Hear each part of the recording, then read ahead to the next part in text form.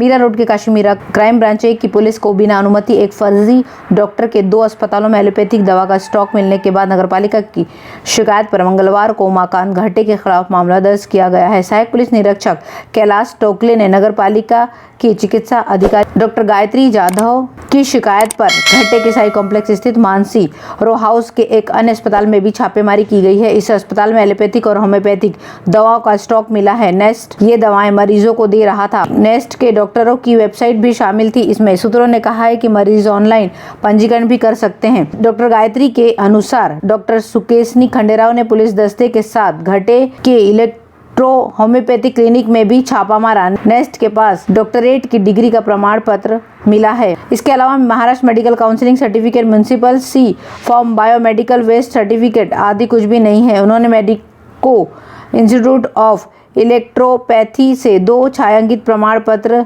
दिए हैं। मीरा भाईंदर में पिछले कुछ महीनों में पुलिस द्वारा हथियार जब्त करने और हथियार बेचने वालों के खिलाफ केस दर्ज करने की घटनाएं हुई हैं। ये पता लगाना आवश्यक है कि हथियार किसके लिए बेचा जाता है, किसको किसकी आपूर्ति की जाती है। हत्यारे शहर के भीतर से राजनीतिक हत्याओं, नगरपालिका अधिकारियों की हत्याओं और अन्य हत्याओं में शामिल होते हैं। सुपारी लेने वालों द्वारा हथियार भी उपलब्ध कराए गए हैं। पुलिस का कहना है कि जो लोग शहर में हथियार बेचने आए थे उन्हें हथियारों के साथ पकड़ लिया गया है। हालांकि यह हथियार किसके लिए लाया गया था, इस बात पर अभी भी रहस्य बना हुआ है। हथियार मुख्य रूप से उत्तर भारत से आयात किए जाते हैं। कुछ माह पूर्व नगरपालिका के कार्यकारी अभियंता दीपक खांबित पर भी गोली चली थी, जिसमें भी ऐसे अवैध हथियार के शामिल होने का मामला सामने आया था। उससे पहले भी पूर्व नगराध्यक्ष प्रफुल्ल पाटिल की हत्या हुई थी, जिसमें सुपारी लेने वाले शहर में आसानी से पकड़ा गए थे। इसी अपराध को लेकर और भी अन्य सेक्टरों में हत्याएं हुई हैं।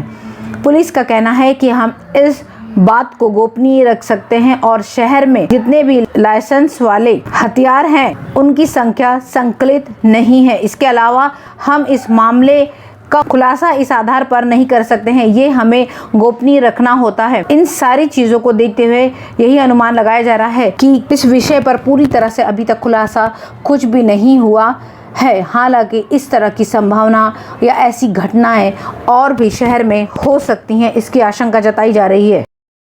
भाईंदर के पश्चिम रेलवे स्टेशन के पास बालाजी नगर क्षेत्र में नगरपालिका द्वारा नवंबर में शुरू किए गए भूमिगत सीवर सहित सड़क के काम ठप होने से नागरिक 3.5 माह से परेशान हैं। पिछले साल नवंबर में नगरपालिका ने बालाजी नगर में भूमिगत सीवरेज परियोजना की खुदाई शुरू की थी। बालाजी नगर के अलावा रेलवे स्टेशन और भाईंदरपुर पश्चिम से आने जाने वाले नागरिकों की एक बड़ी संख्या है। पहले से ही वहाँ पर एक सकड़ी सड़क के खुदाई के कारण दोपहिया वाहनों को छोड़कर अन्य वाहनों के लिए वो रास्ता बंद कर दिया गया था। उत्खनन से नागरिक हताहत भी हुए थे। कई बीमार भी हो तो एम्बुलेंस वहां से नहीं ले जा सकते, इस तरह की वहां पर स्थिति चल रही थी। भूस्खलन के कारण शांतिनगर भवन से खुदाई रोक दी गई थी, इसलिए मुख्य सड़क तक भूमिगत सीवर लाइन नहीं डाली गई थी।